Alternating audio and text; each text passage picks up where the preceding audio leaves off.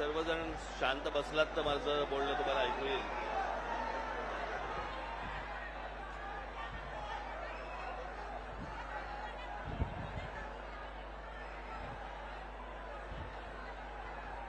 त्या माईकच्या इकडनं कोणीतरी उठले पाहिजेत ना.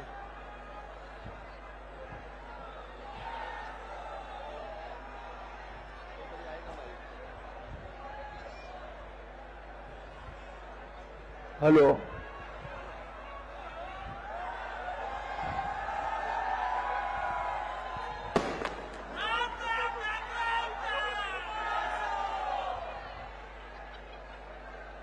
आता येतं ऐकू.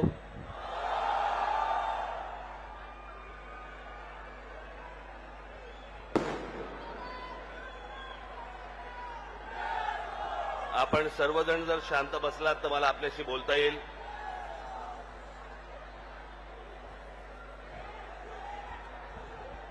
इथे बरीच गर्दी झालेली आहे. हा तिकडे आणता येईल का रे माईक? हा माईक आणता येईल तिकडे? हॅलो. नाही, हॅलो. हा येतोय माईक. आवाज पाठी येतोय आवाज तू थांब रे. येतोय. थांब जरा पुढे पुढे. हा माईक आणता येईल का तिकडे? हा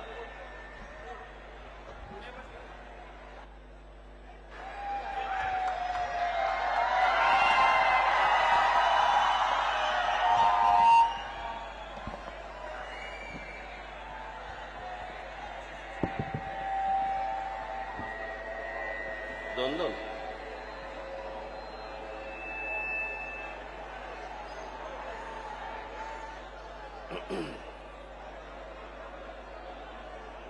आता येत ऐकू. आता आपण जर सर्वजण शांत बसलात तर मला आपल्याशी बोलता येईल.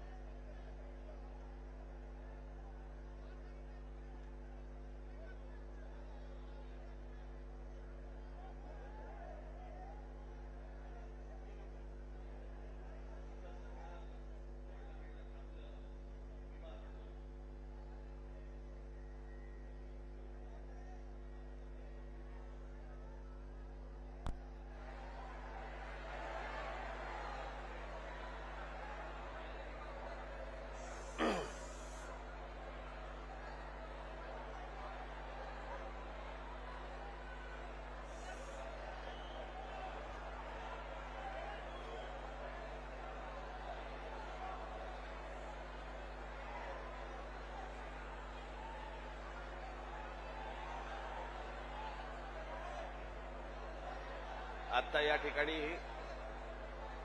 उभं राहायला देखील जागा नाहीये.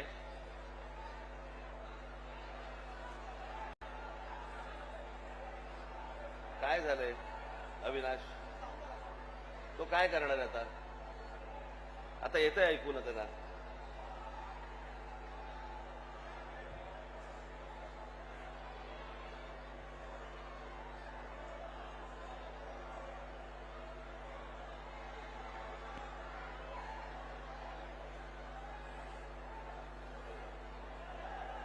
मुंबईतनं घरातून निघालो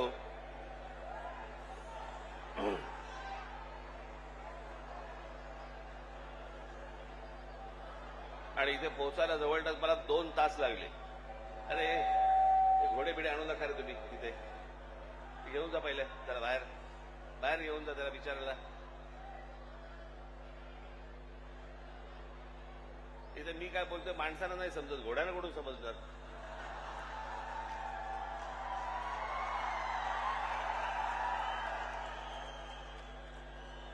त्या बिचारा एक त्याला जागा करून त्या बिचाराला. उगाच कुठेतरी गर्दीमध्ये काहीतरी घेऊन येतात.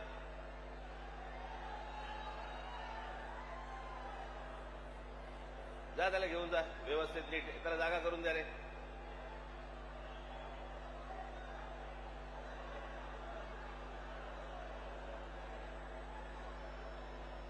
त्याला व्यवस्थित जागा करून द्या सगळ्यांनी जायला.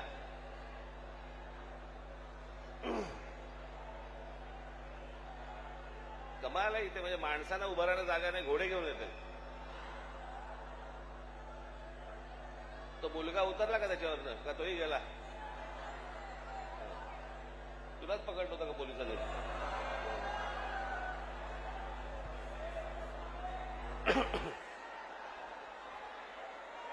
अरे त्याला जागा करून द्या जरा नीट व्यवस्थित.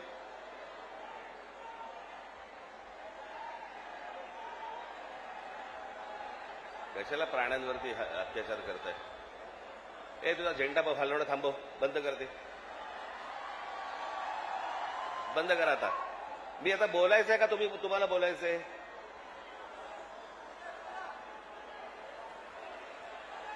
आणि हे बघा, हे कोण आहेत आता? बसा ना आता शांत.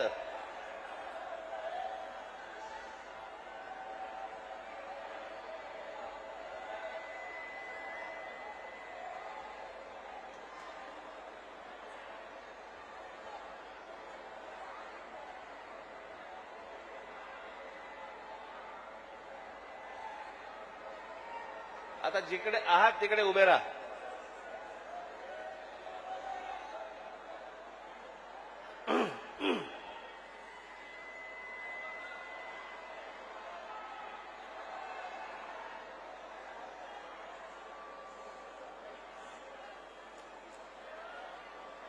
मला मुंबईवरनं इथे यायला जवळपास आता 2 तास लागले. आणि मी दरवेळेला आपल्या लोकांना नेहमी सांगत असतो की मध्ये वाटेमध्ये स्वागत ठेवू नका. त्या स्वागतामुळे तो ट्रॅफिक जॅम होऊन बसतो आणि ट्रॅफिकमुळे मला यायला त्रास होतो.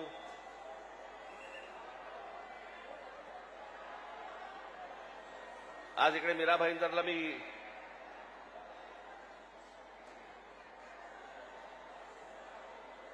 मुद्दामून आलो.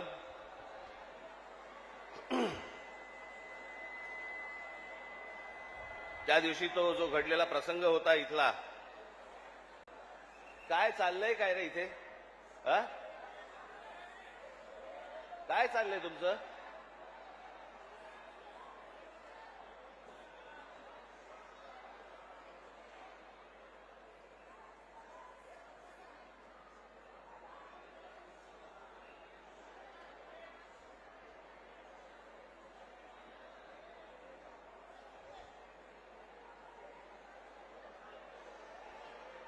आता जागा नाही तर कुठे पुढे येणार तुम्ही?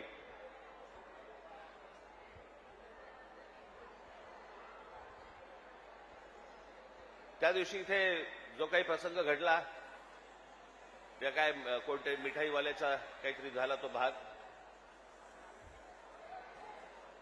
आता कानावरती जर मराठी समजत नसेल तर कानाखाली बसणारच मराठी.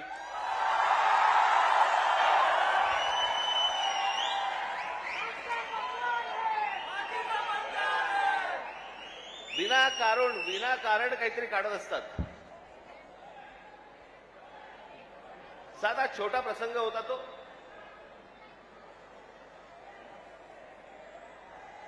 मोर्चासाठी म्हणून तिकडे जे कोणी माझे मराठी सैनिक होते पाणी प्यायला गेले तर तो माणसाने विचारलं कशासाठी मोर्चा काढताय? त्यांनी सांगितलं हिंदी सक्तीचं केलं म्हणून. म्हणे इथे तर म्हणे हिंदीतच बोलतात म्हणे. हे सगळं हिंदीमध्ये चालू होतं. त्याच्यामध्ये त्या माणसाच्या अरेरावीमुळे त्याच्या जी काय कानफडीत बसायची ती बसली.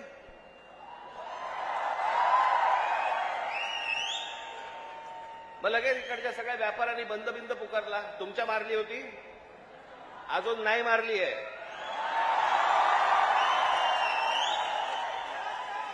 विषय समजून न घेता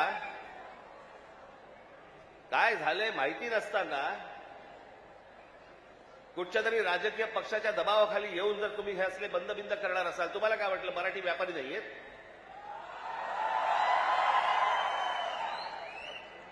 दुकानं बंद करून किती काळ राहणार आहात? शेवटी आम्ही काहीतरी घेतलं तरच दुकान चालणार ना. महाराष्ट्रामध्ये राहताय, शांतपणे राहा, मराठी शिका. आमचं काही वावडं नाहीये, तुमच्याशी काही भांडण नाहीये. पण मस्ती करणार असाल इथे तर महाराष्ट्राचा दणका बसणार म्हणजे बसणार, एवढं लक्षात ठेवा.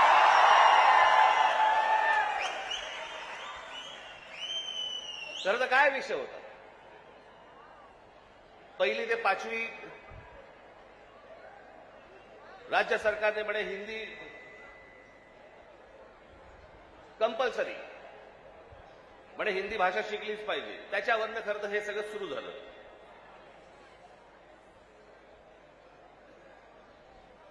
काल आमचे ते मुख्यमंत्री महाराष्ट्र राज्याचे देवेंद्र फडणवीस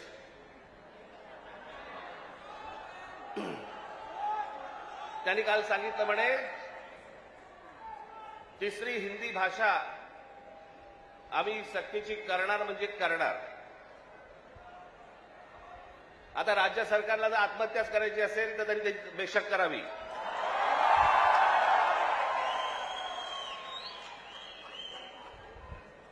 त्या दिवशीच्या मोर्चाच्या फक्त धसक्याने निर्णय मागे घ्यायला लागला होता.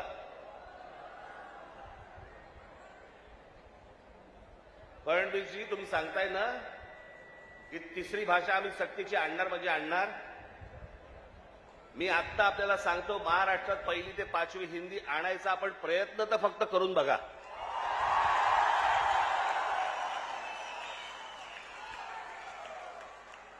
दुकानं नाही, शाळाही बंद करीन.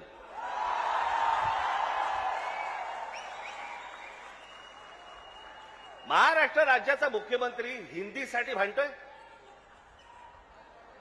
मराठीसाठी, मराठी सक्तीची. इतर ज्या बाकीच्या शाळा आहेत याच्यामध्ये तुम्ही आज मराठी आणली पाहिजे, सक्तीची केली पाहिजेत. ते सोडून तुम्ही हिंदी सक्तीची करण्याच्या मागे लागलेला कोणाच्या दबावासाठी? कोण दबाव टाकते तुमच्यावरती?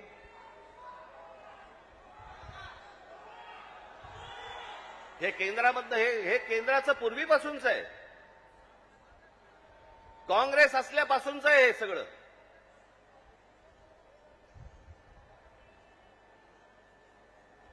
मुंबईसह संयुक्त महाराष्ट्र झाला त्याचा जो लढा होता, इतका प्रचंड मोठा लढा, ही मुंबई महाराष्ट्रापासून बाजूला करण्याचा डाव होता. तो कोणाचा होता? काही गुजराती व्यापाऱ्यांचा होता आणि काही गुजराती नेत्यांचा होता. मी एकदा पुस्तक वाचत असताना, आचार्य आस्तांचं पुस्तक वाचत असताना मला धक्का बसला की मुंबई महाराष्ट्राला मिळू नये याच्यासाठीचं पहिलं जे बोललं गेलं ते कोणाकडनं बोललं गेलं? वल्लभभाई पटेलांनी सांगितलं की मुंबई महाराष्ट्राला देऊ नका म्हणून. वल्लभभाई पटेलांनी, ज्यांना आजपर्यंत आम्ही लोह पुरुष म्हणून मानत आलो, या देशाचे गृहमंत्री, आम्ही त्याच्याकडे आदराने आजपर्यंत पाहत आलो, तुम्ही महाराष्ट्राला विरोध केलात.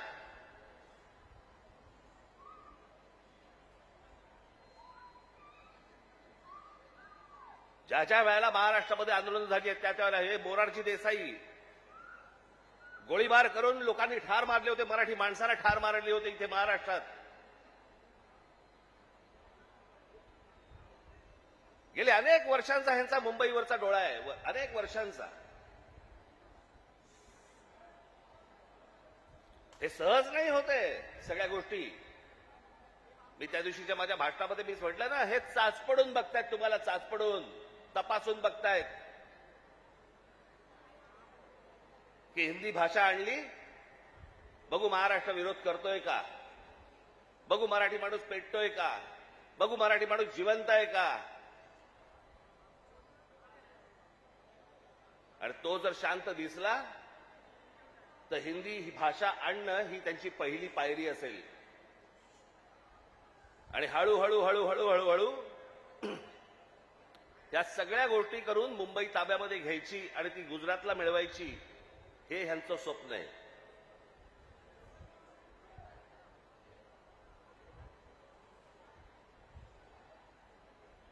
खरं तर बाकीच्यांचा विषय येतो कुठे मला कळतच नाही. विषय भाषेचा आहे.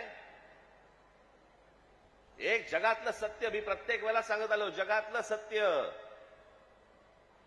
तुमची भाषा मेली आणि पायाखालची जमीन गेली की तुम्ही कोणीही नसता जगामध्ये, तुम्हाला काही अर्थ नाही.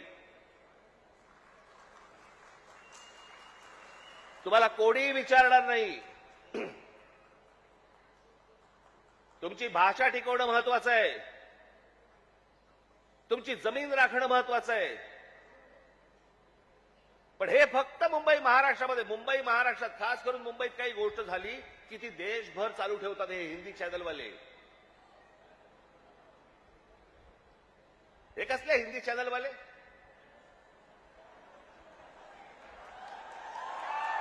नाही हे खरं तर या सत्ताधाऱ्यांच्या चपलेखालची ढेकणं आहे ती.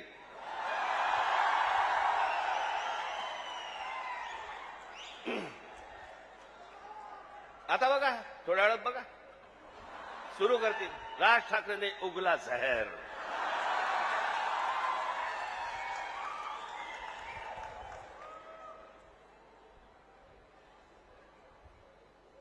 फक्त मुंबईत काही झालं, महाराष्ट्रात काही झालं तर हे सगळे हिंदी चॅनलवाले जाणून बुजून कोणाच्या तरी सांगण्यावरून, कधीतरी स्वतःच्या मनातून, स्वतःच्या रागातून हे पेटून उठतात.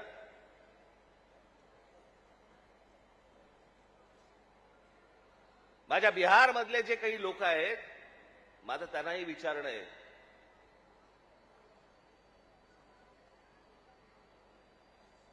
की इथे मी आता आणलंय इथे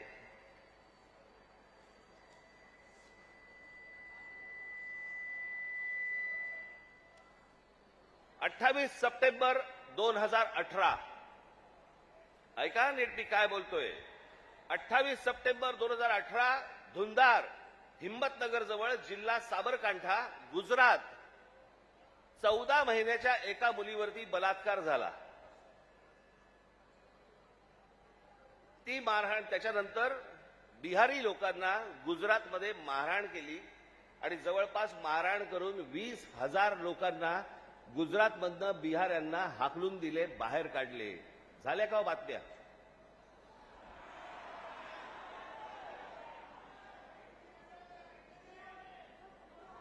कुठेही बातम्या तुम्हाला दिसणार नाहीत. हा माणूस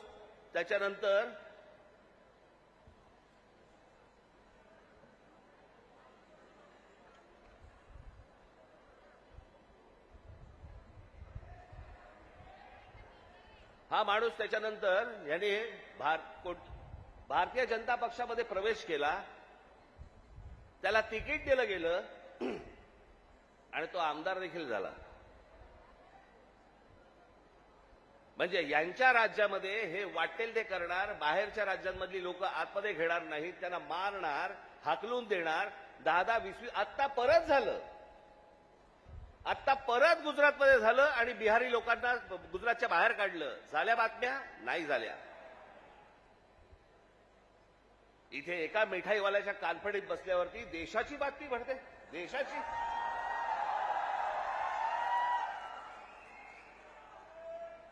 देशामध्ये चित्र असं रंगवलं जातं की बघा मुंबईमध्ये, महाराष्ट्रामध्ये अमराठी लोकांना कसे मारतायत.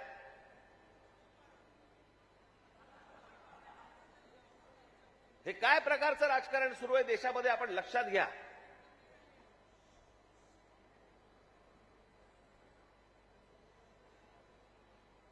कसली कोणती हिंदी घेऊन बसलो आपण, ज्याला साधा 200 वर्षाचा इतिहास आहे. 200 वर्ष. मराठी भाषेला 2,500 ते 3,000 वर्षांचा इतिहास आहे.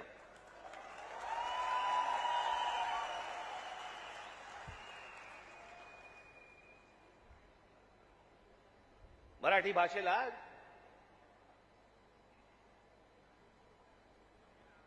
अभिजात भाषेचा दर्जा मिळाला.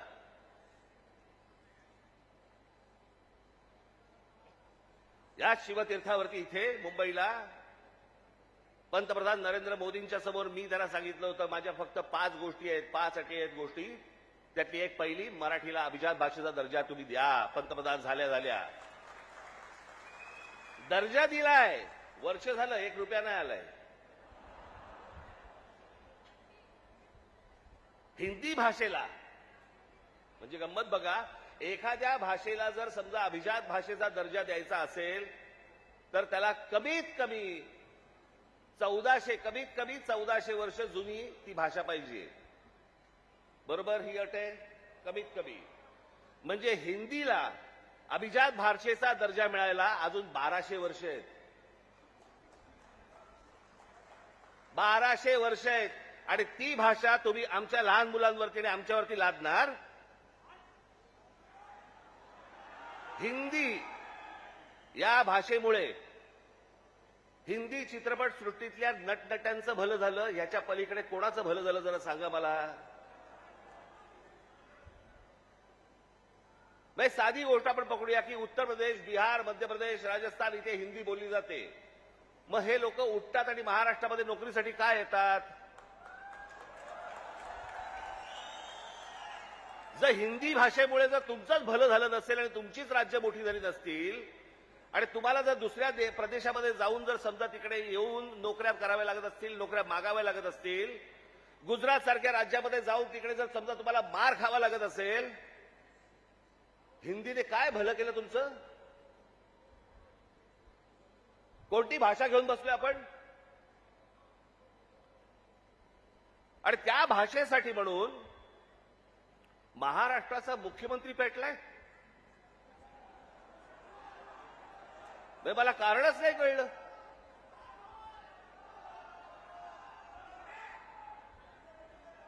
मी तुम्हाला साधी गोष्ट सांगतो, हिंदी ही या देशात कोणाचीही मातृभाषा नाही. हे पहिल्यांदा सर्वांनी लक्षात घ्या. ज्याची काल परवाकडे कालफडीत मारली ना, त्याला विचार तुझी मातृभाषा कुठची?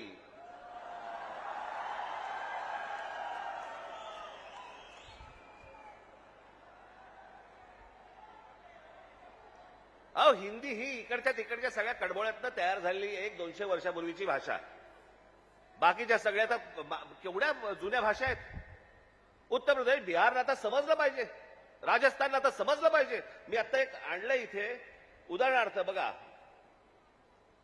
हिंदी या भाषेमुळे हिंदीने किती भाषा मारल्या? तर जवळपास 250च्या आसपास भाषा मारून टाकल्या. त्याच्यामध्ये कांगरी, गडवाली, कुमाऊनी, अवधी, हरियाणवी, ब्रज, भोजपुरी, मगधी, बाघेली, छत्तीसगडी, बुंदेली, माळवी, भिल्ली, नागरी, बागरी, मारवाडी अशा अनेक भाषा आहेत.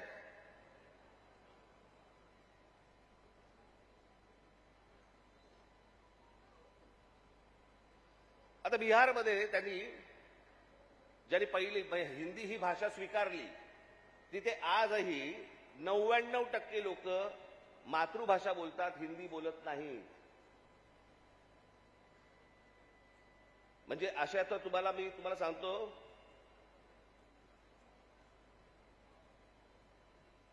हनुमान चालीसा आहे ना, हनुमान चालीसा, ज्याला तुम्ही हिंदी म्हणता, ते अवधी आहे, हिंदी नाही.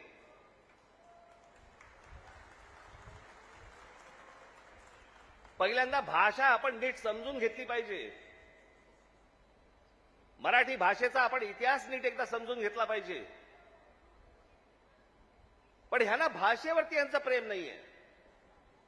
माझं तर सगळ्या भाषांवरती प्रेम आहे. माझा तर दावा कदाचित चुकीचा नसावा, परंतु महाराष्ट्रामधले जेवढे काही नेते आहेत त्या सगळ्यांपेक्षा हिंदी माझं बरं आहे. आणि याचं कारण माझे वडील. माझ्या वडिलांना व्याकरणासकट उत्तम मराठी तर येतच होतं, उत्तम इंग्रजी येत होतं, उत्तम हिंदी येत होतं आणि माझ्या वडिलांना व्याकरणासकट उत्तम उर्दू येत होतं. भाषा कोणतीही वाईट नसते, कधीच वाईट नसते. जगातली कुठचीही भाषा वाईट नसते. हिंदी ही काही वाईट भाषा नव्हे. आमच्यावर लादणार असाल, नाही बोलणार जा.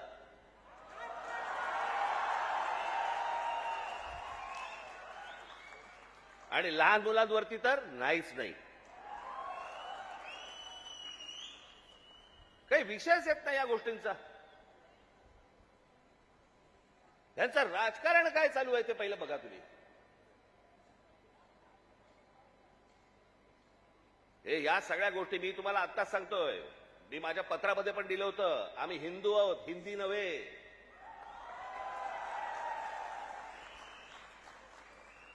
पण हिंदुत्वाच्या बोरख्याखालून जर समजा तुम्ही माझी मराठी संपवायला येणार असाल, माझ्यासारखा कडवट मराठी तुम्हाला सापडणार पण नाही.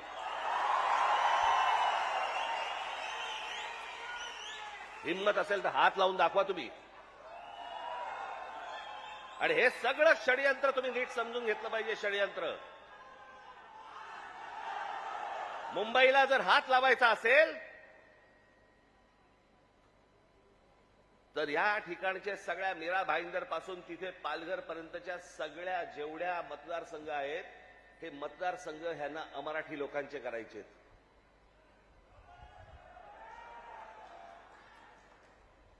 मी गेले 20 वर्ष मी ओरडून ओरडून बोंबलून बोंबलून सांगतोय, ही नुसती माणसं येत नाही आहेत.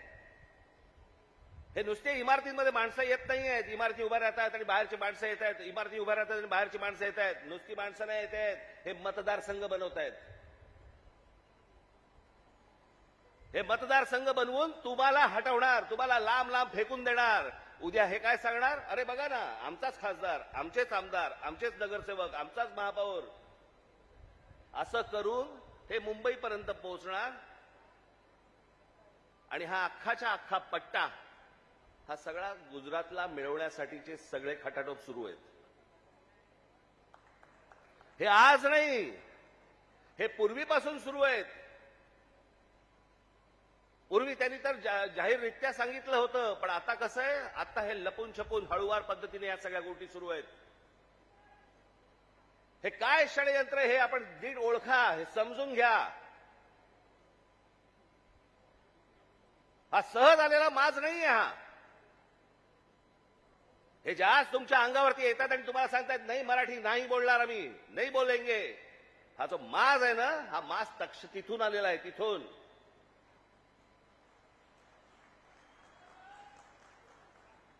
मी आज तुमच्याकडे काही लंब चौडं भाषण करण्यासाठी नाही आलो. मी खरं तर आज शाखेच्या उद्घाटनाला आलो होतो. मला अविनाशने मला सांगितलं की साहेब तिकडे येणारच आहात तर एक छोटी सभा आपण घेऊन टाकू. पण मला तुम्हाला जे सांगायचंय ते हे सांगायचंय की तुम्ही सतर्क असले पाहिजेत. आज काहीतरी प्रकरण उसळलं आणि आज काहीतरी उघडलं म्हणून आज आम्ही जागे व्हायचं, उद्या त्याच्यानंतर आम्ही झोपून जायचं आणि मग बाकीचं सगळं पोखरलं जातंय. भुसभुशीत जमीन असते ना, घुशी तिकडे होतात, खडकामध्ये घुशी नाही होत. तुम्ही खडकासारखे टणक असले पाहिजेत. महाराष्ट्राची तुम्ही भक्कमपणे बाजू उभी केली पाहिजे. महाराष्ट्र काय हा तुम्ही समजून घेतला पाहिजेत. मी जे सतत तुम्हाला जे सांगत असतो ना, 1400 वर्ष राज्य केलेला हा महाराष्ट्र या प्रांतावरती. मी अनेकदा बोलत आलो, तुम्हाला सांगत आलो की ह्याला पर्शियन लोक ह्याला हिंद प्रांत म्हणत. छत्रपती शिवाजी महाराजांची घोषणा पण काय होती, हे हिंदवी स्वराज्य व्हावे ही नव्हती, हे हिंदवी स्वराज्य व्हावे ही होती. या हिंद प्रांतावरती आमची सत्ता असावी. हा संपूर्ण हिंद प्रांत आमच्या हातामध्ये असावा. बाहेरच्यांनी येऊन आमच्यावरती इथे सरकार स्थापन नाही करायची. आम्ही कोणी गुलाम नाही आहोत. या प्रांतावरतीचा अधिकार कोणाचा असेल तो आमचा आहे. आणि 1400 वर्ष या मराठेशाहीने जे राज्य केलं, ज्याला आपण म्हणतो ना अटके पार आम्ही झेंडे फडकवले. अटके पार झेंडे फडकवले म्हणजे काय, आजही मला असं वाटतं पाकिस्तानच्या वायव्येला का नैऋत्येला तो अटक नावाचा किल्ला आहे, त्या किल्ल्यावरती भगवा ध्वज फडकला. ते अटक किल्ला, तो अटके पार झेंडे फडकवले आम्ही. तिथपर्यंत पोहोचले होते मराठे. तो महाराष्ट्र हतबल आहे. तो महाराष्ट्र यांच्यासमोर हात पसरतोय. आम्ही भिका मागायच्या आम्हाला न्याय द्या म्हणून. तुम्ही या महाराष्ट्राचे राजे, तुम्ही या महाराष्ट्राचे मालक. बाकीची माणसं बाहेरून आली, ती तुमच्यावरती रुबाब करणार आणि आम्ही हतबलतेने त्यांच्यासमोर बोलणार, अरे नाही नाही भाई साहब ऐसा मत. का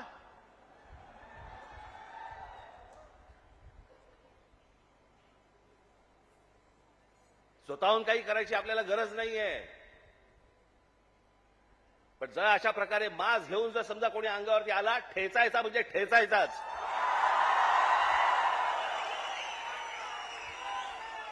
त्या दिवशी तो कोणतरी भारतीय जनता पक्षाचा एक खासदार कोणतरी दुबे नावाचा कसा काय बोलला, मराठी लोगों को हम यहां पे पटक पटक के मारेंगे. झाली का हो केस त्याच्यावरती? हिंदी चॅनल वाल्यांनी दाखवलं का? पुढे चालवलं का? काही नाही. बघा कसं असतात, कसे असतात ते बघा. तू आम्हाला पटक पटक के मारणार दुबे? दुबेलाच मी सांगतो, दुबे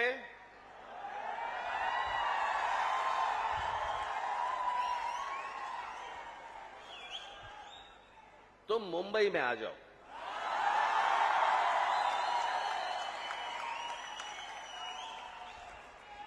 मुंबई के समुंदर में डुबे डुबे कर मारेंगे.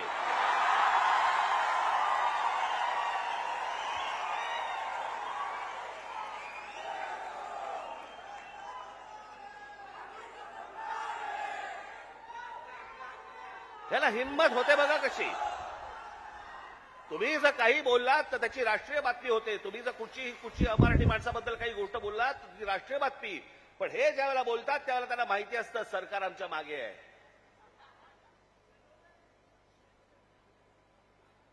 कारण सरकारच जर समजा या गोष्टी इथे लादत असेल तर या लोकांची हिंमत तर वाढणारच आहे. एक गोष्ट त्या दिवशी मी सांगितली, पुन्हा एकदा सांगतो. तुमची सत्ता असेल ती लोकसभेमध्ये आणि विधान भवनामध्ये. आमची सत्ता रस्त्यावरती आहे, रस्त्यावरती. काय नाही. 56 इंचाची तुम्ही पण छाती बाहेर काढून फिरा. हा महाराष्ट्र आहे, तुमच्या बापाचा महाराष्ट्र आहे. परत कोणी जर महाराष्ट्रामध्ये वेडं वाकडं वागायचा प्रयत्न केला, माझा महाराष्ट्र सैनिक त्याचा गाल आणि त्याचा हात या सगळ्या गोष्टींची युती झाल्याशिवाय राहणार नाही.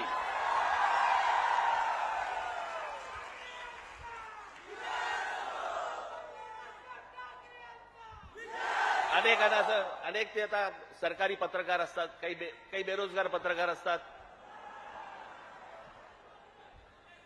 आणि मग ते बेरोजगार पत्रकार कुठच्या युट्यूब चॅनल बिनलवरती जातात आणि म्हणतात की तुम्हाला माहितीये की नाही, ही फडणवीसांनी लिहिलेली स्क्रिप्ट आहे. हा कोणता स्क्रिप्ट रायटर आहे मला अजूनपर्यंत कळलेला नाही, जो स्वतःचा अपमान पण त्याच्यामध्ये लिहितो. ज्याला हे सगळं मागे घ्यावं लागलं, सगळ्यांकडनं दबाव आल्यानंतर मी हे दोन्ही GR मागे घेत आहे, हे स्क्रिप्ट रायटर लिहू शकतो. पण हे काय चालू आहे? हे तुमच्या मनात काहीतरी विष कालवणं सुरू आहे की हे बघा, हे आतून सगळं एक येतं बघा, हे सगळं असं सगळं सुरू आहे. कशाचा कशाला कशाचाही संबंध नाही आहे.